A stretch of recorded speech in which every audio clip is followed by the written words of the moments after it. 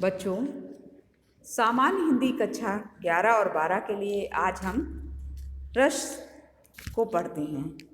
रसों के अंतर तो सबसे पहले जानते हैं कि सामान्य अर्थों में रस किसे कहा जाएगा।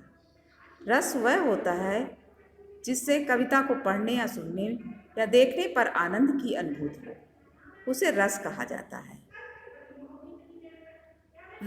रस उसे कहते हैं, इसे भरत मुनि ने अपने नाट्य शास्त्र में भी स्पष्ट किया है।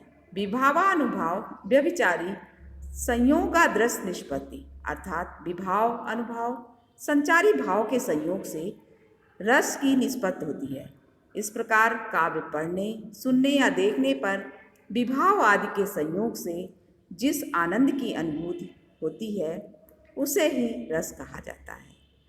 रस के 4 अंग होते हैं: स्थायी भाव, विभाव, अनुभाव और संचारी भाव। स्थायी भाव मनुष्य के हृदय में सदैव विद्यमान रहते हैं, किंतु ये सुषुप्ता अवस्था में पड़े रहते हैं। किंतु ये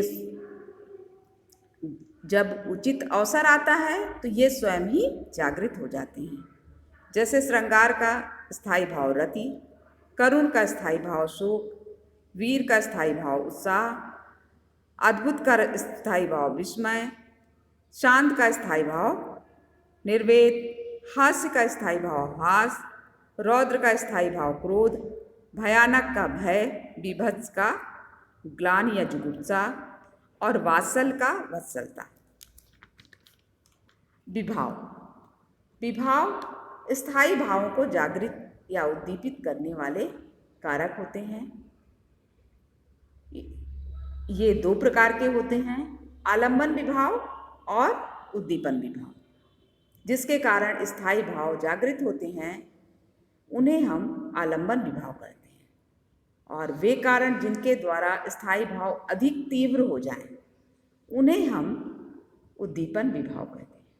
अनुभाव स्थायी भाव जागृत होने पर विभिन्न प्रकार की चेष्टाएं उत्पन्न होना, जैसे सांप को देखकर व्यक्ति चिल्लाने लगता है, किसी विशेष व्यक्ति की विशिष्ट चेष्टाओं को देखकर हंसने लगता है, करुण दृश्य देखकर रोने लगता है। संचारी भाव वे भाव होते हैं जो मनुष्य के मन में पानी के बुलबुलों के भांति बनते और बिगड़ते रहते हैं, अर्थात ये आश्रय के मन में उत्पन्न होने वाले क्षणिक मनोविकार होते हैं। तो बच्चों, हमारे कोर्स में श्रृंगार, वीर, शांत, करुण और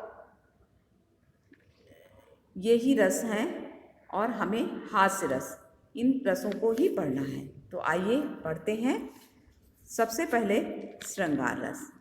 श्रृंगार रस जब नायक और नायिका के मन में रति नामक स्थायी भाव, विभाव, अनुभाव और संचारी भाव से संयोग करता है तो वहाँ पर श्रृंगार रस का रूप धारण कर लेता है।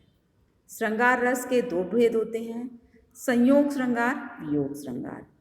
संयोग श्रृंगार वह श्रृंगार होता है जब नायक और नायिका के मिलन के पश्चात रति नामक स्थायी भाव रस रूप में परिणत हो जाता है,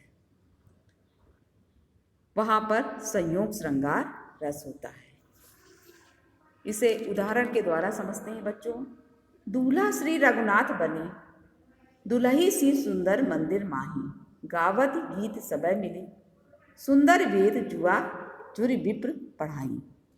राम को रूप निहारती, जानकी कंकन के नग की परछाई, याते सबय सुधि भूमि गई, कर टेक रही पल टारत नहीं।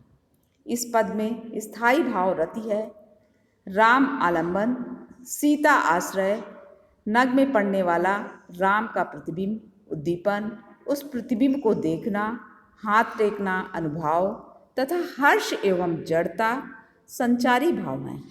अतः इस पद में संयोग वियोग श्रृंगार उसे कहते हैं जहाँ पर नायक और नायिका के बिछड़ने से रति नामक स्थायी भाव रस रूप में परिणित हो जाता है, वहाँ पर वियोग श्रृंगार होता है।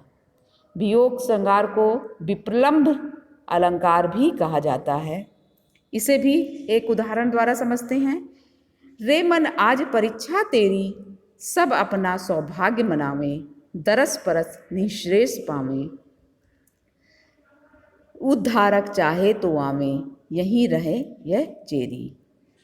बच्चों, इस उदाहरण में स्थायी भाव रति है, यशोधरा आलंबन है। उद्धारक गौतम के प्रति यह भाव कि वे चाहे आवें तो आवें, उद्दीपन विभाव है।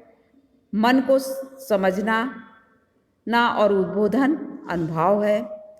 यशोधरा का प्रणय मान है तथा मति वितर्क और अमर्ष संचारी भाव है। अतः इस छंद में विप्लम्ब श्रृंगार है। तो बच्चों, आज की कक्षा हम यहीं पर समाप्त करते हैं। मिलते हैं अगली कक्षा में।